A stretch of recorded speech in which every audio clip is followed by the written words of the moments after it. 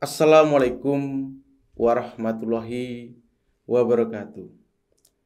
Sahabat sedulur Simo, dimanapun Anda berada, semoga rahmat serta karunia selalu terlimpah dan tercurah kepada kita semuanya. Amin ya rabbal alamin.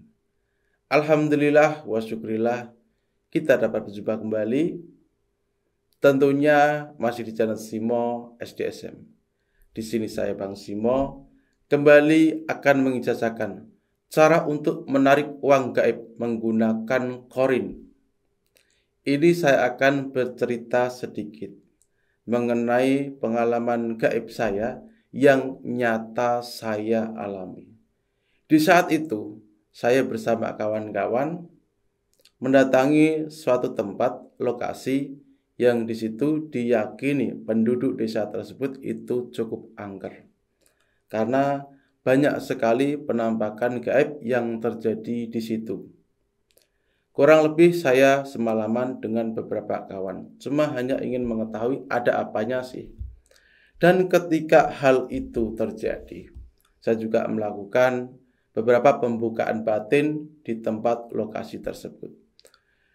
Memang waktunya cukup lama, sehingga di situ saya bersama kawan-kawan, karena memang kita sudah mendapatkan informasi dari beberapa gaib di situ, dan saya pulang. Ketika di situ saya pulang, karena saya masih penasaran, dan di situ saya juga menggunakan satu pengetahuan ilmu. Yang keilmuan ini memang tadi saya gunakan dalam pembukaan keilmuan saya. Di situ saya dalam kondisi berbaring, saya memanggil korin. Korin penjaga setiap manusia. Maksud saya adalah setiap manusia itu memiliki korin penjaganya. Dulu saya pernah menerangkan dan sudah mengijazahkan serta menjelaskannya. Di situ, ketika saya mengontak korin saya pribadi, karena memang korin saya, di situ ternyata korin yang mendampingi saya itu benar-benar hadir, nyata. Dan sesaat itu, ketika korin saya itu hadir, saya di situ mengetes kemampuan korin saya. Saya tes sebab bahasanya pun simpel. Saya minta uang. Simpel sekali. Karena memang kejadiannya itu adalah setengah sadar. Paham ya? Pasti setiap orang itu pernah mengalami setengah sadar. Antara sadar dan tidak. Namun di situ terkontrol semuanya. Kesadarannya terkontrol. Dan di situ sosoknya benar-benar wujud. Dan ketika saya di situ meminta uang kepada korin yang di situ korin saya, sekejap dia pergi, lalu beberapa saat dia kembali lagi kepada saya dengan membawa uang real nyata. Berapa jumlahnya? Sekitar, kalau tidak salah, memang kejadiannya ya nggak terlalu lama, sekitar 3.200.000-an. Ketika di situ saya menerima uang tersebut, ingat ini kondisinya masih dalam keadaan setengah sadar. Jadi fenomena setengah sadar ini sangat lama karena memang pembukaan batin saya tujuannya memang seperti ini. Ketika di situ uangnya saya terima, memang benar-benar real, saya bertanya kepada korin saya tersebut, bagaimana kamu bisa mendapatkan uang? Sedangkan di alam kamu, maksud saya alam jin, kan tidak ada yang namanya uang. Kan uangnya berbeda. Dengan lantang dan tegas. Maksud saya, dengan entengnya dia menjawab, ya saya ambil uang orang. Loh, kok seperti itu? Karena dia mengatakan hal seperti itu, karena memang mengambil, maka di situ saya memerintahkan kepada korin saya tersebut untuk kembalikan lagi kepada yang punya. Dari pengalaman saya ini, ternyata memang sosok jin ataupun korin ataupun bangsa jin lah, itu memang bisa digunakan untuk pesugihan. Tapi pesugihan ini pesugihan jalur hitam. Jadi pesugihan aslinya adalah sesuatu yang diyakini oleh seseorang. Ingat, diyakini oleh seseorang bisa membuat kaya. Ingat, pesugihan aslinya sejatinya itu seperti itu. Misal seperti ini. Anda bekerja sebagai buruh pabrik. Anda meyakini pekerjaan Anda bisa menjadikan Anda kaya, yaitu namanya pesugihan. Jadi pesugihan adalah sesuatu yang diyakini oleh seseorang bisa membuat dia kaya. Jadi terkadang orang itu salah persepsi sekarang ini, padahal tidak tahu yang namanya pesugihan itu seperti apa. Ada juga yang namanya, contoh lagi, kita kerja di kantor, Anda kerja di kantor, Anda yakin bahwasanya ketika Anda kerja di kantor tersebut, Anda bisa mendapatkan kekayaan harta yang berlimpah. Itu pesugihan juga. Itu jalurnya putih. Kalau yang jalur hitam, contohnya yang sudah saya katakan tadi. Maka dari itu, saya pernah beberapa orang mendatangi saya, Bang Simo saya minta pesugihan, Bang Simo saya minta pesugihan, banyak. Hal itu saya tolak. Karena apa? Itu sesuatu yang salah. Sesuatu yang salah. Jadi pesugihan kurang lebih artinya sejatinya itu adalah sesuatu yang diyakini oleh seseorang bisa membuat dia kaya. Anda kerja sebagai mandor, ya pesugihannya itu. Anda mengamalkan suatu ilmu kerezekian, Anda yakini bisa membuat kaya dari ikhtiar tersebut, yaitu pesugihan. Jadi pesugihan itu seperti itu. Kembali lagi cerita saya, dan di situ saya ngobrol agak cukup banyak pula, dan di saat itulah saya yakin bahwasanya ternyata kayak tuyul ataupun sejenisnya memang bisa mencuri uang kita. Jadi ketika Anda mendapatkan fenomena, saya pribadi, karena banyak klien yang ke rumah saya, datangi saya, di situ dia mengatakan, saya sudah pesugihan ke sini, ke gunung ini, dan lain sebagainya, tapi kok nggak kaya. Di situ dia mengatakan kepada saya, dia konsultasi. Karena apa? Pesugihan kan sejatinya seperti yang saya jelaskan tadi. Itu pertama. Dan orang pelaku pesugihan itu belum tentu kaya. Belum tentu. Karena apa? Di situ dia tidak yakin. Kalau yakin, maka di situ dia akan kaya. Contoh hal kecil seperti ini. Orang pergi ke pesugihan di mana gitu.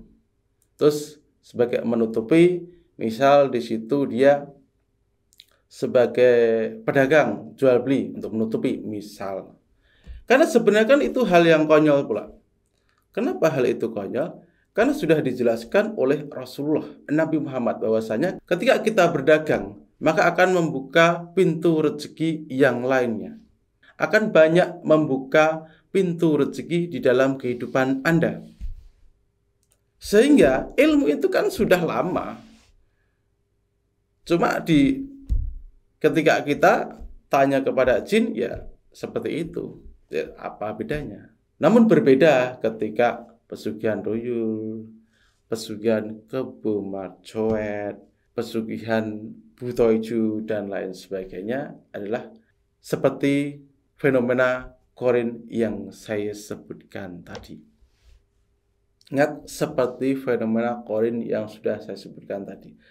Jadi intinya, di sini saya bercerita sedikit, ya cukup banyak pula, tapi tidak jadi masalah sebagai pengetahuan wawasan dari sedulur.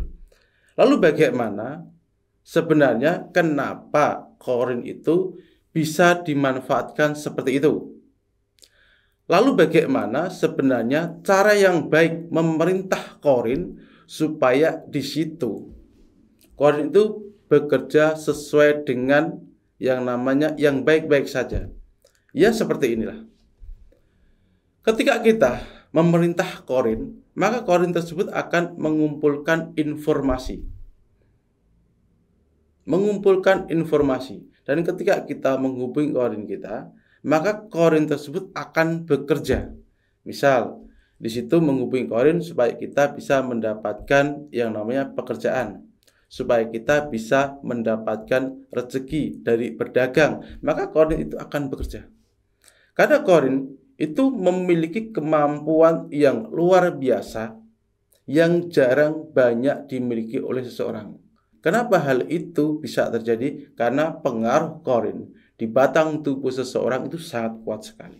Sehingga ketika Anda mampu untuk mengendalikan korin, maka yang terjadi di situ pastinya pengaruh ke orang lain itu akan kuat. Contohnya seperti ini. Anda ingin naik jabatan, perintahkan saja korin Anda untuk membuat atasan Anda itu luluh sehingga di situ bisa jabatan Anda naik.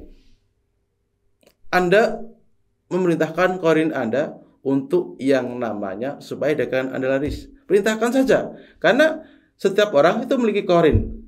Dan korin Anda ketika besar, berkuasa, ataupun di situ memiliki power, maka korin-korin yang lain itu akan ikut. Ngikut dalam artian adalah dia akan mempengaruhi tuannya supaya beli ke warung kita. Jadi seperti itulah. Lalu bagaimana cara untuk penggunaan ilmunya? Di sini akan saya jelaskan. Pertama, harus dalam kondisi suci. Lakukanlah dalam kondisi berbaring boleh, duduk sila pun boleh. Paling tidak Anda mengonek korin Anda itu sekitar 30 menit ataupun 15 menit pun tidak jadi masalah. Lalu Anda baca seperti ini. Assalamualaikum warahmatullahi wabarakatuh. Salamun kaulam min rabbir rahim illa korin penjagaku. Di situ Anda baca berulang-ulang kali. Ini untuk yang namanya mengonek, menghubung dulu diri Anda ke korin. Ketika Anda sudah sering mengonek korin Anda, maka di situ Anda boleh memerintahnya. Ingat, boleh memerintahnya. Ketika Anda membaca ataupun mengonek dia berlama-lama, seperti yang saya lakukan, maka jangan heran ketika korin itu bisa wujud. Ingat, jangan sepelekan korin. Contoh kecil seperti ini. Mungkin di kegelapan orang itu bisa takut. Ada suara apa takut, suara apa takut. Itu karena pengaruh korin yang ada di dalam diri seseorang tersebut. Pikiran-pikiran itu, pikiran seseorang, itu juga kuat dipengaruhi oleh korin. Dan bahkan korin itu terkadang menguasai, mengontrol tubuh seseorang. Maka dari itu ketika seseorang itu berbuat maksiat, korinnya dididik untuk jahat, untuk hal-hal yang negatif, maka ketika Anda berhenti itu sulit. Misal nggak minum, nggak judi, dan lain sebagainya, itu sulit. Karena apa? Akan ada bisikan di korin Anda untuk melakukan hal tersebut. Jadi caranya adalah sesering mungkin Anda mengonek korin Anda dan perintahkanlah. Bisa untuk pengasihan, bisa untuk menarik rezeki sesuai dengan niat Anda. Jadi seperti itulah pembahasan yang namanya cara untuk menarik uang secara gaib menggunakan korin. Dan silakan gunakan sebaik mungkin, gunakan untuk hal yang positif saja. Ingat, jangan Anda gunakan korin Anda untuk hal yang negatif. Karena apa? Ketika Anda menggunakan korin Anda untuk hal yang negatif, korin Anda akan terbiasa berbuat hal yang jelek. Sehingga Anda juga akan ikut jelek. Karena pengaruhnya kuat. Jadi seperti itulah ijazah beserta ilmunya yang bisa saya bagikan kepada sedulur semuanya dimanapun Anda berada. Dari saya Bang Simo, wassalamualaikum warahmatullahi wabarakatuh.